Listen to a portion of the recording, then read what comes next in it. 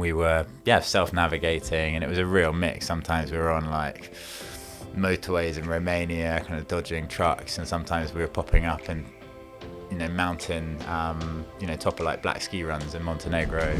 That community was a big part of it, and we wanted to build, I guess, a brand world that was rooted in that. And the reason it's called Tribe is that tiring physically, obviously you do completely switch off. I often find myself when I come back like so refreshed. Thanks for joining me, Rose Harvey, and me, Steph McCall, for 5 Miles Easy, the podcast where we go behind the scenes on the highs, lows and learnings of our running journeys, and bring you conversations to inspire, motivate and get you one step closer to your running goals. So let's lace up for 5 Miles Easy. Welcome back to the show. On this week's episode, we are joined by a man who quit his job as a corporate lawyer at the age of 27 to walk across West Africa. And that was just the start of Rob Martineau's epic adventures. He completed the famous Marathon des Sables and then went on to compete a 1,000-mile journey across Europe, where ultra running has now become not just his life, but his job as well. Alongside running, Rob also founded the Tribe Freedom Foundation, which puts on multi-day ultramarathons all over the world and raises money to fight human trafficking and modern slavery in the process. Now, you may also recognise the name Tribe from these rather delicious natural energy bars that they make. Steph, I'm so excited to have Rob on the show today. Now, I first met Rob back when I was working as a corporate lawyer, and I used to go to the Tribe tempo evenings on a Tuesday after work. And I remember turning up and I just thought it was so cool that Rob had quit his job as a lawyer to just do something in running, take on these incredible adventures and just do something he really loves. And of course, at the time, I had no idea that I would take a similar route, but not running quite as far. So I just can't wait to find out all about the adventures that Rob has had since those days. What was that, like 4 years ago? Yeah, no, me neither. But can we just backtrack? Because am I right in thinking that when you did some of those runs back in the day, that's how you met Charlie? Yes, it Your is. fiance. So, yeah, Charlie, my fiance, we met it was actually one of Tribe's, they collaborate on events. So Charlie, my fiance, has a healthy ice cream company, Oppo, and Oppo and Tribe collaborated and did like a run and picnic in, I think it was Primrose Hill. And that is where Charlie and I met. And at the time, Charlie had his brother's puppy with him as well. Aww. So he had ice cream and a puppy, and that won your heart yeah, over. that was me sold. So that it. was, I think that just really gives credit to Tribe's awesome community. Yeah, that's so cool. But yeah, on the subject of ultras, I'm really fascinated to find out more because I'm kind of going back and forth in my head about like what's next for me to aim for. And ultras have just kind of always played on my mind as, I'm just fascinated to find out a bit more. Like, do I want to do one? I don't know. It really is something that's just taken off so much over the last few years. And it does seem to be a very different kind of running to our like marathon training, in that it's, it really is like a community and they just always look so fun and in beautiful places, and I can totally see the appeal. Yeah, for sure. And then from ultras to something a bit shorter, I think, so those listeners that have been tuning in every week may remember that we were talking about doing a cross country a few weeks ago, and you said you were doing it too. So did you end up doing a cross country, Rose? I knew this was going to go. Okay, so let's start with the positives. You did the cross country race. I did it. How did it go? It was fun, but it's like one of those runner type of funs, where it's like Type B fun?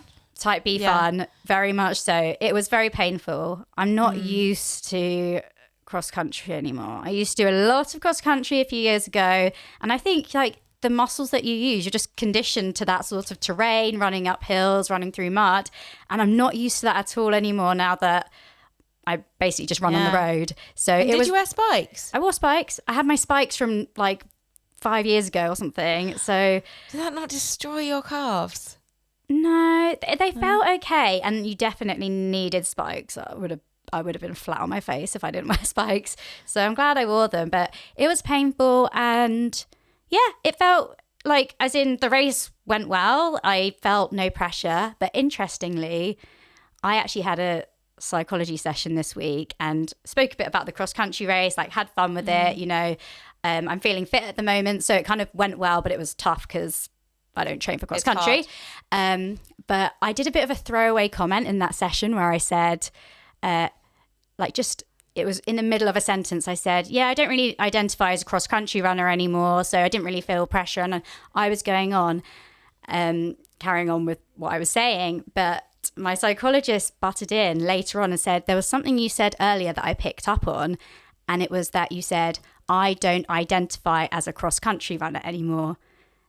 And we started then going into identity and how that can kind of create pressure, the pressure that you put on yourself rather than external pressure. And a lot of what we've spoken about is, I feel like I can perform really well with external pressure because I want to, it's in human nature, you want to impress and you want to do well for others. Whereas internal pressure is very personal. And actually we spoke about, if you identify as something, then you're putting more pressure on yourself, because now maybe I identify as a marathon runner. So when it comes to the marathon, you're like, now I need it. Like it matters to you. It matters more. Yeah, that's so interesting. Whereas I didn't identify as a cross country runner, so I just had fun with it. Yeah, that's so interesting. Which I feel like has happened in some other races for you. Yeah. Like, you know, like that, like your really good half marathon that you did and won Oxford half. And I mean, obviously, I guess you identify a bit more as a half marathon runner, but it wasn't your A goal, and you weren't going into it being like, I'm a half marathon runner. Yeah. So that's so interesting. But like, identity is just a label. It doesn't actually mean that's what you are. Yeah. So it's how do we shift that? Because I'm not just a marathon runner, am I? Like, there's so many aspects to your life. You you're about, a runner. The you're pizza just, where you've got loads of slices, and you're a runner, you're a friend, you're this, you're that. And actually you can kind of shift where you place that identity. So I found that really interesting. Yeah, that's such an interesting point. Yeah. But back to, why did you not do the cross country? And every race we talk about that you're about to do seems like something happens. I know, I need to stop jinxing it. So a little bit along the same theme as the other race I didn't end up doing. Starts with the sign up, which is really becoming an issue for me. But this was slightly different in that I went to sign up and got my admin in order, remembered to do it, which is a great start for me. And the cross country I was running for my club. Well, this was the plan anyway, Clapham Chasers. So I went to sign up and realised I couldn't because I was no longer a club member. Now, I'd forgotten to pay my annual fee, which I have to say, in my defence, I dug out the email and it was I got one email that looked very much like junk. So obviously I ignored it.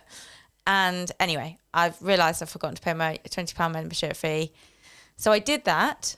And then it took a few days to process. And so by that time, I couldn't enter.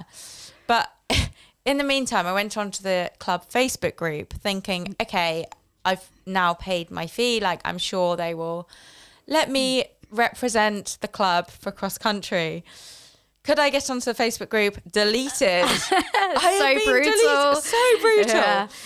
I feel like, especially when you're the best female in the whole club, maybe not to be elitist or anything, but you want to like keep your best runners, right? To represent the club.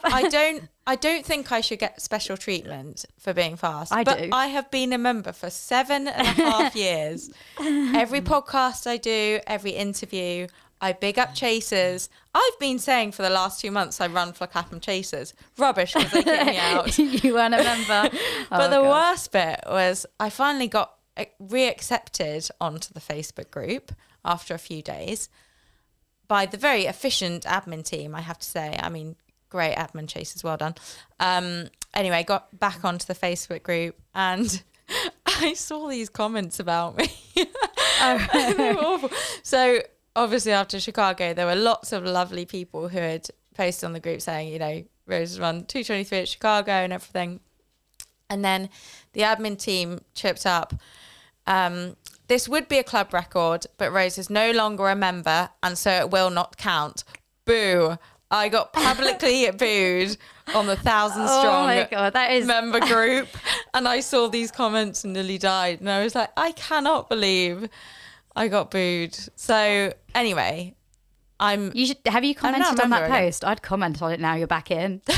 Like, thank you. I did just say, for the avoidance of doubt, I did not mean to leave. Yeah. But anyway, as a result, I couldn't get into the cross country.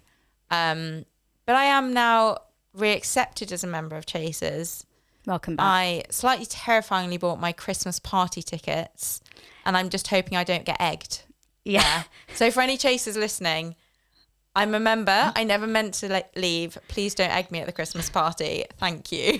That is hilarious. Well, I'm going to the party too, so I am going to have my camera ready just in case. But anyway, maybe in the next cross country I'll actually be able to do it. I have to dig out my spikes. Yeah, I'm going to drag you along. Right. Anyway, back to ultras. Shall we get Rob on the show and find out all about his adventures? Let's do it. Thank you so much, Rob, for coming on 5 Miles Easy today. Can't wait to find out all about the adventures you've been on. But the first question we ask all our guests is, what is your why when it comes to running? Well, first up, thanks so much for having me. It's lovely to be here, and really excited for the conversation. My why for running, I was thinking, I've got so many whys for running. I was find it hard to distill into one, but I think thinking back to when I started running, and I was working at a large law firm in London, and I'd often be finishing work at midnight, 1 a.m, and I'd run home from work along the river really late at night, and it was the only time during the day where I really felt at ease. And I got home and I felt not euphoric, but I'd have that moment afterwards. And for me, I run every day, and it's all about finding that space around everything else where I just feel at ease, completely at peace. And I think that's the number one reason I still run. I can so relate to that, because that literally used to be me as well. And I used to I needed that run, even if it was like 1 a.m, just to cut off from the day. So I can so relate to that. And of course, when we first met, you had already quit your job as a corporate lawyer, which I thought was so cool. But why did you quit? Just talk us through that. What made you kind of just quit this big corporate job to pursue this very different life of adventure?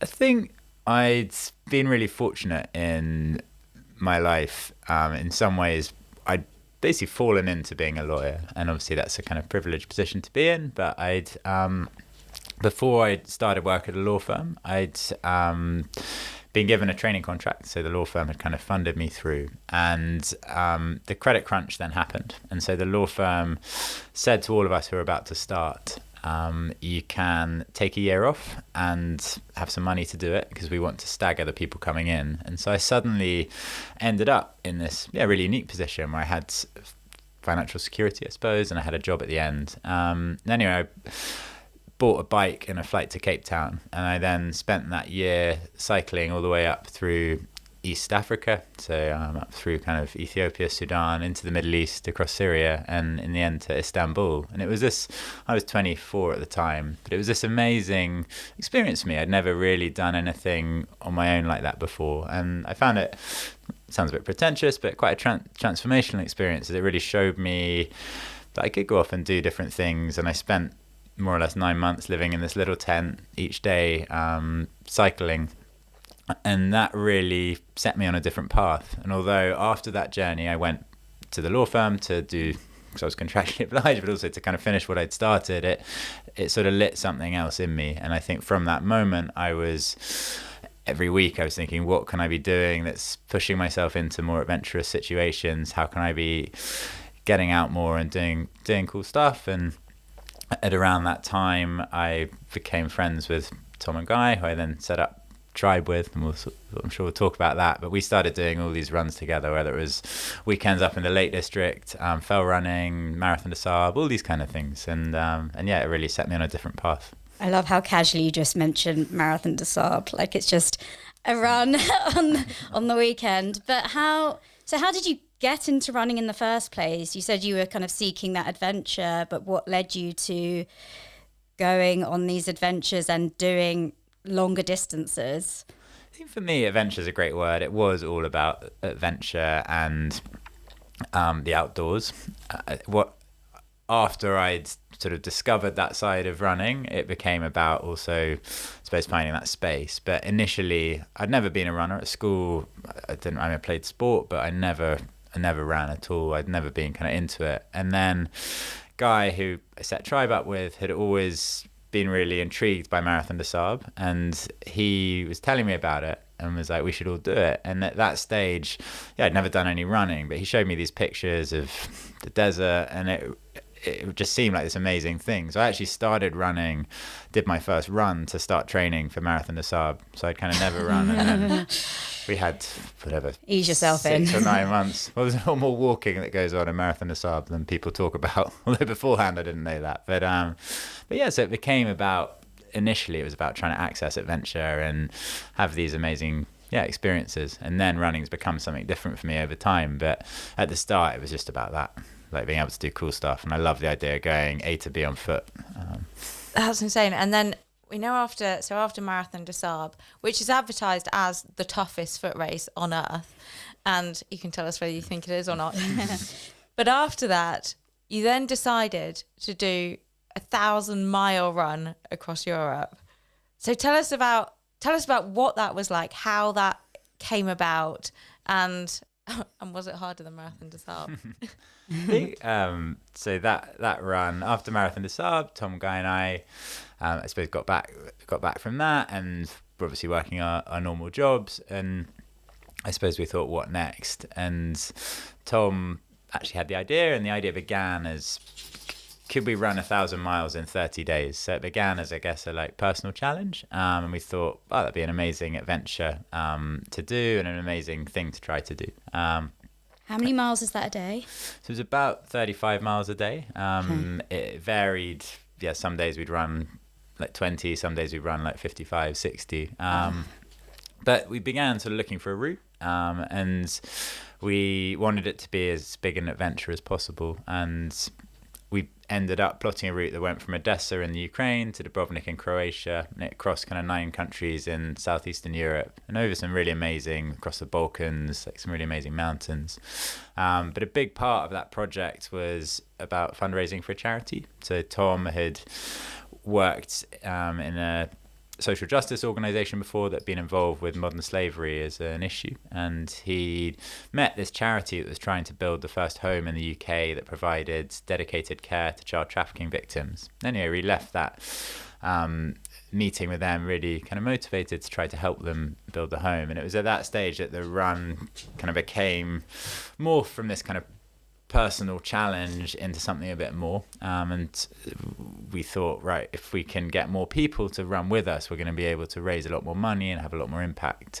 So we kind of built a very simple website. We published our route online, and we sent it to a few mates and said, would anyone like to come for you can join for as little as a day, a week, or do the whole thing with us.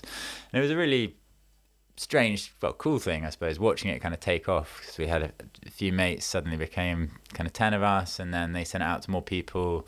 Some kind of blogs picked it up, then the Evening Standard picked it up, and it suddenly was 50 people, and it gradually morphed into this kind of 250 person tribe of sort of Forrest Gump tribe of runners. And it was a really amazing trip. And it's very different to Marathon des Sables in that we'd organised the whole thing. It was much more, I guess, guerrilla style. We were carrying everything on our backs, so we had bivy bags, sleeping bags, all that. We were camping, and we were self-navigating, and it was a real mix. Sometimes we were on motorways in Romania, kind of dodging trucks, and sometimes we were popping up in mountain, top of black ski runs in Montenegro, and it was a real adventure. But it was so cool, a great project, or a powerful project, because of the people that joined it. Yeah. And actually that ending with 250 runners in Dubrovnik was a really amazing thing, and sort of seeing that community of runners come together. It's now time to thank the sponsor of this episode, EcoSwash. Now, Steph, I don't know about you, but the one thing I don't like about marathon training is the washing. So much washing, 2 runs a day, sometimes a gym session in there too. That is a lot of sports kit, a lot of laundry detergent, and with those little plastic pods, a lot of plastic too, which can't be great for the environment. You need to try EcoSwash. They've created revolutionary plant-based laundry sheets specifically designed to clean activewear. Oh my gosh, that sounds so good. It's also 100% animal cruelty free, and it's plastic free, and it smells so fresh. I need this in my life. Where can I buy it? That's the other great thing about EcoSwash. You don't have to worry about the hassle of running to the shops because it arrives straight through your letterbox. Okay, sign me up. Okay, head to ecoswash.co.uk and buy your box today. What were the coolest things you saw on that trip? Because you obviously just saw so much in 1,000 miles and across some quite kind of unknown areas, and you didn't exactly choose a tourist route. So what were like the most amazing things you saw? And it was very special, kind of one of the things I've done, well, been lucky to do through my life, some like long journeys on foot and on bike, cycling. And one of the things I really like is you kind of have a much more natural interaction with people along the way. It's quite a natural thing to like arrive in a village and say, you know, we've walked from the last place, we've run from the last place. Is it all right if we set our tents here? And people often give you food and you're kind of a bit of a novelty, and it creates a really nice dynamic. So I certainly say through that journey, the most sort of special thing was that interaction. We were in quite remote bits of, you know, Ukraine, and you'd arrive in a village and people would be like, right, let's get the vodka out and come and sleep here. I don't know, it was really special, that side of it. And I think that would be the first thing. And the second thing, definitely that bit of Montenegro, Kosovo, Bosnia was really special in terms of the mountains and the stuff you see. I remember looking at your dog there. We remember when we were quite a big group. There's these amazing mountain dogs over there, and we set off from this camp, and by that stage people were in kind of different pace groups. I mean, not in a structured way, but people fell into their own groups, and we were running 35 miles from Montenegro into Bosnia, and this dog had gone with a fast group and then dropped back, and so no one kind of knew the dog was with them the whole time. We arrived in the next village, and the dog was still with us. The whole way. I love that. 35 miles. And I remember calling back. We called the camp we'd been staying at, and they were like, yeah, it's not our dog, we don't know whose dog it is. So then the dog then came with us the next day as well. It was really Did anyone take him home? Someone tried to. It was really so we were out of, I mean, UK was in the EU then, but Bosnia, where we were, wasn't, and and so we couldn't get it back. People tried to adopt it, but the admin was too much. So it stayed in. We settled amazing. it in the last town we were in Bosnia. But no, it was a really amazing adventure. Yeah. Oh, well, I hope it's now found some new runners. Just goes along with any runners on that path. Very fit dog. Sounds like such an incredible experience. And you mentioned the community that kind of formed as part of that, and you also used the word tribe when you said that. Did that whole experience spark the idea of then creating this tribe and start that journey? Yeah, 100%. So big, I think, and I guess for those who don't know, so Tribe is a nutrition company. So we make energy bars, protein breakfasts,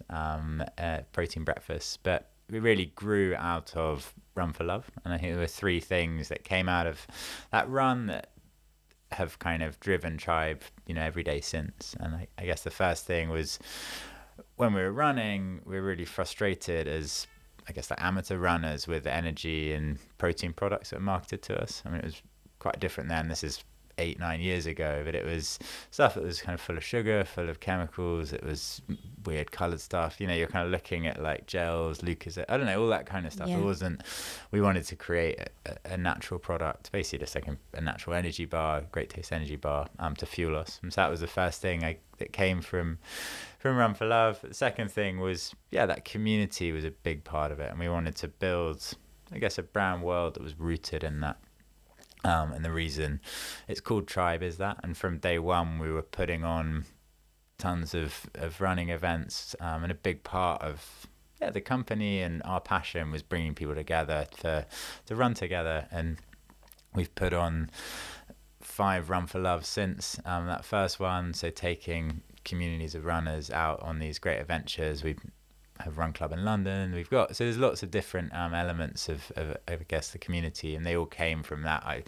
Seeing how cool it was of that original group coming together. And I suppose the final element is the social impact. That run was all around supporting child trafficking victims. We've since set up our own charity, Tribe Freedom Foundation, which does work supporting human trafficking survivors and trying to prevent it from happening. And all of the bigger runs we put on around fundraising for that cause, and a portion of product sales goes into that. So it's a big part of kind of what we do, and that all again goes back to that original Run for Love. So it definitely was in lots of ways I guess the spark for Tribe, and I suppose also us three kind of working together, because although that was just in a sense a side hustle, like it was something we were doing outside our jobs, it was kind of an entrepreneurial thing, and that we were trying to build a community, and even it's like designing a logo, all that stuff, and that was really fun. And when you're working at a law firm, it's quite different and like less fun. So we definitely saw that, got quite inspired by the idea of trying to kind of build something. Gosh, it's amazing how much has just come out of that first adventure. You've now got like some very different parts to your business, the nutrition side, the community, the charity, and it all just came out of that one adventure. But when you were obviously working before you went on the first Run for Love, did you ever think about going back to law afterwards? Or was it, once you got on that journey, was it like, I'm not going back to the corporate life? I think for me, I really wanted to find I suppose something else. And I think Run for Love and Tribe, they've been like amazing, an amazing adventure. I feel really, really lucky to work in this kind of world, as it were. The brands we team up with, the kind of events we put on, all the runners we meet, it's really fun. You guys are in this world as well. Yeah. It's a fun world of people who are really like passionate about what they do, and ultimately you're interacting with an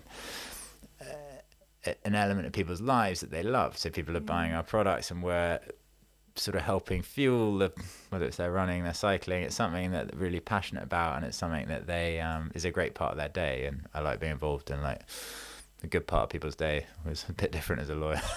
And you're also reaching non-runners as well, because your product's obviously sold in grocery stores, so people are just buying them anyway and seeing it, and maybe they can find out more through the interest in that. Of course, and a big part of the proposition is, we say sort of natural plant energy for active lives. So it's trying to reach into people's sort of wider days and give them a kind of better for you alternative. And so a big part of our kind of, from a kind of commercial perspective, is obviously as well growing through with the community bit. I can so remember that, because when I used to come along to the Tribe tempos, and the community was just always such a fun energy, and everyone just loved being there, loved doing the sessions. And I remember coming to when you were actually planning, I think, the first Run for Love, and it just sounded absolutely nuts. I was like, there's no way I could ever do that.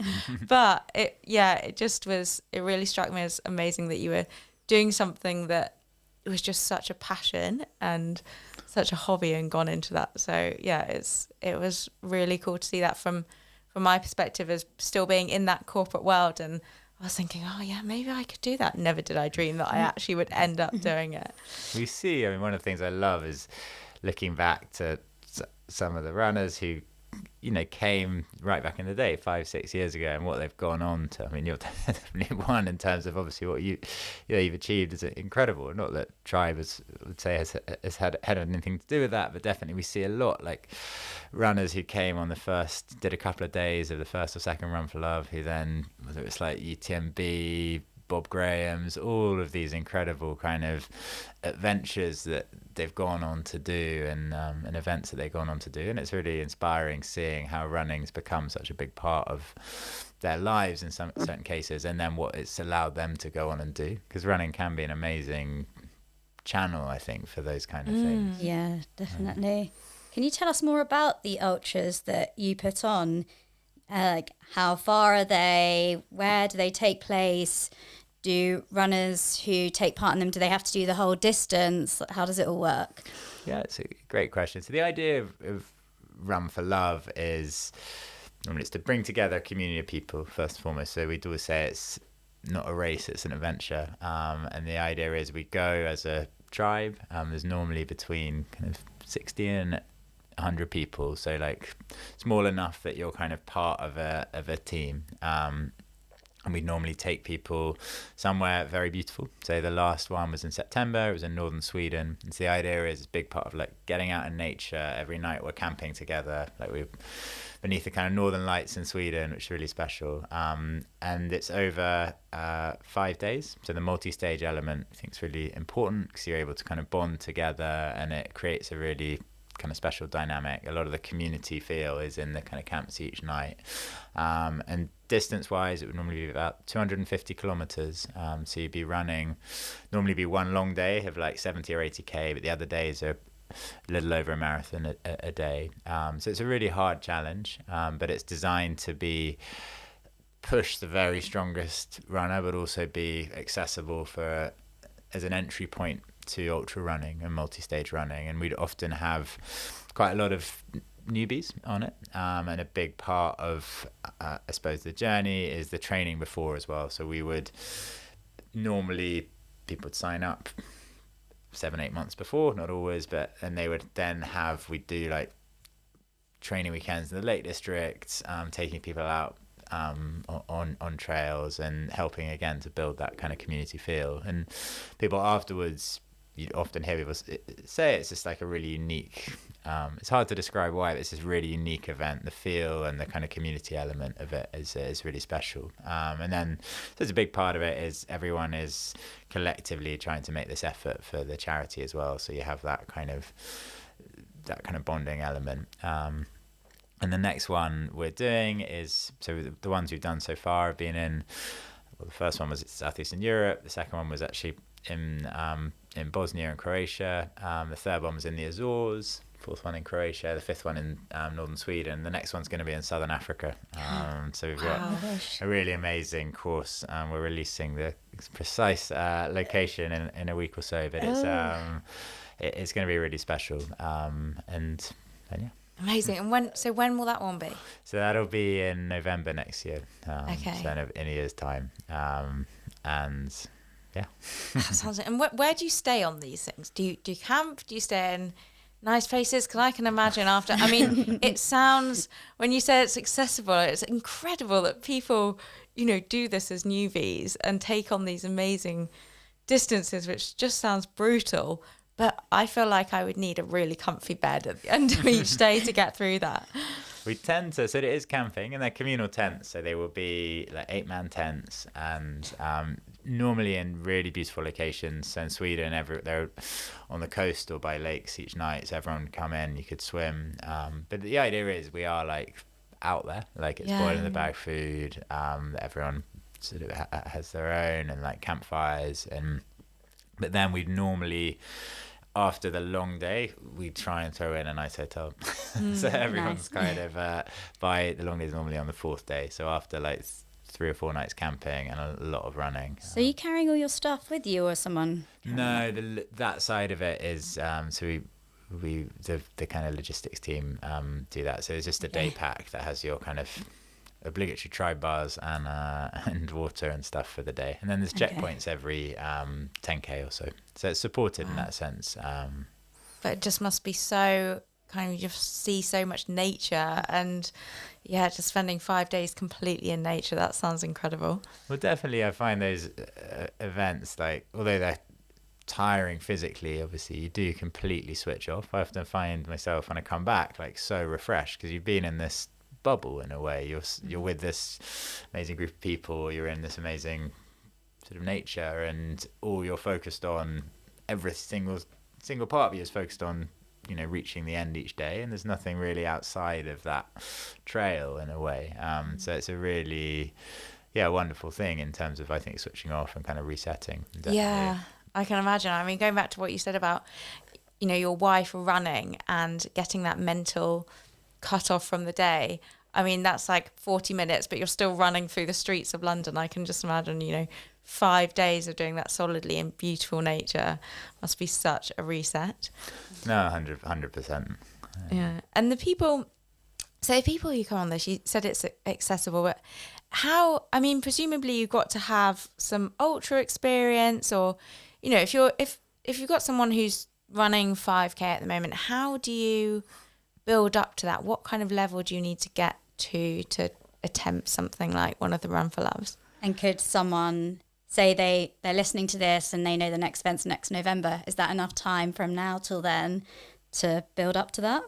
I mean, I would say 100%. I always say that. I think often the hardest thing with something like this is signing up in some ways, and not signing up and making the mental commitment to be like, yeah, I'm gonna do this, and I'm gonna put my heart and soul into it, and get to the start, because actually anyone can do it.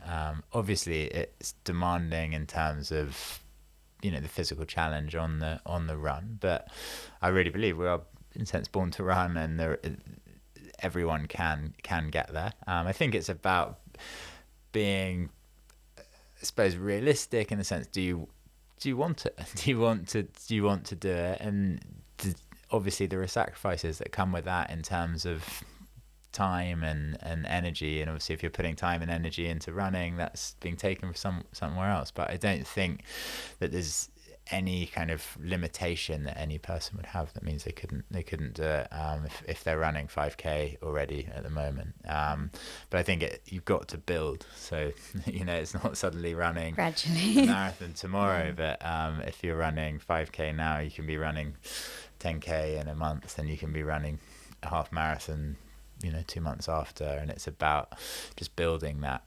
consistency and getting out there and doing it. Yeah. And it seems like the last few years ultra running's just growing. More and more people are doing it. Clearly people now see it as more accessible. Why do you think it's becoming so popular? I think there's something about and this is like trail running, ultra running, that really, I suppose, draws people in. I mean, I love road running as well, and road marathons, but clearly the kind of being in nature is really sort of powerful, and it's something that draws people in. And I think also there's less an emphasis on speed in certain respects, and so I think that it requires more of you in certain ways, but maybe less of you in that way, if that makes sense, because you're thinking about your navigation, you're having to think about the technical elements. If there's a bit of sort of not like rock climbing, but like scrambling, it's more varied maybe in terms of uphill kind of marching versus like downhill running, and that, in a sense, like multi-dimensional element to it, I think is really appealing, because it means, I think it's more, in a sense, it makes it more accessible because it's less like go 26.2 miles as fast as you can. And obviously that's not whatever, obviously marathon running is hugely connected with charity and all this other amazing stuff, and the support is incredible. So I love road marathons, but I do think there's something about trail running that is, and ultra running that is, in a sense, more accessible in a funny sort of way. I've done a couple of ultras, and I always love the fact that you can walk up the uphills, and it's just it's so acceptable, and people are like, yeah, I'm conserving energy. You walk, it's so sensible. The challenge is getting to the finish rather than I've got to get this time, isn't it? I definitely think it takes people into kind of, I suppose, maybe states that are often. I did a thing called the spine race a couple of years ago, and the amount of stories you hear, like people like hallucinate, I don't know, all this quite extreme stuff, which actually, like, in a sense, if life is quite unextreme in lots of ways, it's quite exciting having something where you're right out on the edge of what you're capable of physically, and you're in these maybe more challenging environments. I think people, like, quite a lot of people crave that, and actually lots of, whether it's Tough Mudder, or there's lots of different things that are actually tapping into that same craving I think people have, and that we're slightly, with the way modern life is for lots of people, maybe slightly shut off from. And I think a lot of these type of adventures, whether it's Tough Mudder or like ultra running or mountain running, they are speaking to people in the same way, in a sense, drawing people into something that they're lacking maybe in modern life. And I suppose with ultra running, the great thing is that you know, it's not like you need to have loads of skills like maybe rock climbing or other activity, mountaineering. You've got to have so many skills. Ultra running, you can just have a pair of trainers and start running. You can train from London, you can train wherever. So it is really accessible in that place, in that kind of sense. But the spine race, tell me about that, because I've heard bits about it, but I actually don't know much about it, apart from the fact it's brutal. The spine race, yeah. I mean, the spine race is, I suppose the idea of the race is it follows the Pennine Way. So the Pennine Way is the longest distance kind of footpath in England, and designed as like a winter race. So it happens along the Pennine Way in January, and it's kind of non-stop. So a bit when I was saying Run for Love, you come in each day, you camp. In the spine race, the clock never stops. So you start, and it's 268 miles, and so you start, and you can choose if and when to sleep. And do some people not sleep at all? We would normally have to sleep, but the people who win, so like Damien Hall or Jasmine Paris, these amazing runners, they might sleep, I don't know, 4 or 5 hours over 90 hours. I think the course record is 90 hours. But it's a very confronting race in some of the things, because I remember it's like 2 a.m, and I was on the top of Pennygen, and you haven't slept for 40 hours, and it's like a blizzard, and that's like, you have all of these, I suppose it's a lot of like surviving the hills, and it's quite a unique event in that respect. How do you stay mentally strong in events like that to keep going and, wanting to get to the finish still? Yeah, I'd say like anyone could do the spine race, but you probably, unless you care enough, you'll never finish the spine race. Yeah. And I think this is the same true for like Run for Loves or any. You have to like have invested mentally and in a sense physically, like committed to it. Otherwise there will be moments in it where it will become so hard that you will give up. And I think obviously that, some people often get injured. I think for the spine race, probably about 60% of people finish, I would think. And I remember I got really injured, and I remember the day after I was in the hospital down the road, and they were cutting out both my big toenails because they got so kind of infected. And it definitely will put you right on the edge of I suppose your comfort threshold, the spine race. And you hear all sorts of stories from it, but people will get so tired as well that they're seeing, everyone talks about hallucinating on it. And I remember seeing all this, you just see you think there were towns with like fair rides ahead, and there's nothing there. And all of the runners always talk about that. And people would often just burst into tears. People are so kind of worn down and so tired that, and there's such a culture as well on that. And then I think running generally of kind of people supporting the runners. So there's a guy who hikes up to the top of Crossfell, which is the highest kind of peak on the race, and with a sack of coal, and he makes mess tins of noodles for all the runners. There's another woman who, in a village in the north, who makes cake for all the runners, and he stands there for 48 hours giving it out. So there's all these like amazing touch points, and it's quite an emotional, when you're really worn down, people will just be like super emotional. So you ask them a question and they'll just start crying. It's a real, get really emotional over the cake. I can imagine you would do after all that running in the cold. Oh my god. And no sleep. Yeah. And we definitely see that at Run for Love as well. People are really so kind of invested in it. Yeah. Well, it's such a massive achievement to take on that challenge and to complete it. That's incredible. After all these amazing adventures you've had, and having gone from a place where you're just running and fitting it in around work to literally making it your life and your job, has your why changed at all for running throughout those years? I think for me, it's still about getting out into amazing places. It's about switching off in a sense. I still run every day, and that is for my like half hour of like reset myself, but the longer runs I do are often now about bringing other runners together, and it's for the kind of in a sense, the tribe community and the Tribe Freedom Foundation. I'm really lucky to, we're planning this amazing adventure in Southern Africa. I'm so excited about it. I can't to pinch myself that we're still able to kind of go on these, but also there's a bigger mission or purpose to it now for us. It's about, can we bring together 80 amazing runners, get them out there, and through it, can we have some really big impact through the charity? So there's definitely, it's quite like, I suppose, multifaceted for me now.